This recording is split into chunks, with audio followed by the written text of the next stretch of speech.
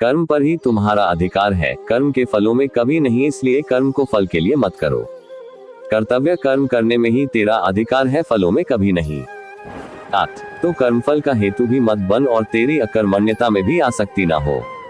यदि तुम अर्जुन युद्ध में वीरगति को प्राप्त होते हो तो तुम्हें स्वर्ग मिलेगा, और यदि विजयी होते हो तो धरती का सुख पा जाओगे। इसलिए उठो हे कौन्तेय अर्जुन, और निश्चय करके युद्ध करो।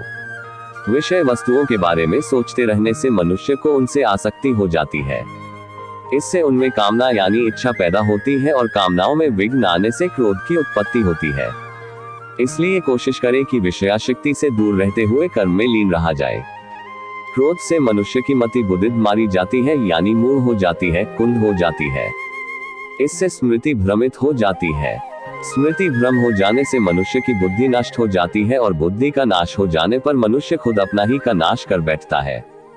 हे भारत अर्जुन, जब जब धर्म की ग्लानि हानि यानी उसका क्षय होता है और अधर्म में वृद्धि होती है, तब तब मैं श्री कृष्ण धर्म के अभ्युत्थान के लिए स्वयं की रचना करता हूँ, अर्थात अवतार लेता हूँ।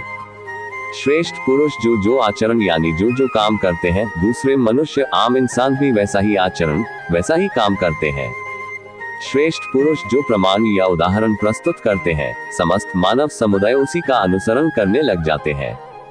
आत्मा को न शस्त्र काट सकते हैं, न आग उसे जला सकती है, न पानी उसे भिगो सकता है, न हवा उसे सुखा सकती है। यहाँ श्री कृष्ण ने आत्मा के अजर अमर और शाश्वत होने की बात की है। हे अर्जुन, सभी धर्मों को त्याग कर अर्थात हर आश्रय को त्याग कर केवल मेरी शरण में आओ। मैं श्री कृष्ण तुम्हें सभी पापों से मुक्ति दिला दूंगा, इसलिए शोक मत करो। श्रद्धा रखने वाले मनुष्य, अपनी इंद्रियों पर संयम रखने वाले मनुष्य, साधन पारायण हो अपनी तत्परता से ज्ञान प्राप्त करते हैं, फिर ज्ञान मिल जाने पर जल्द ही परम शांति को प्राप्त होते हैं।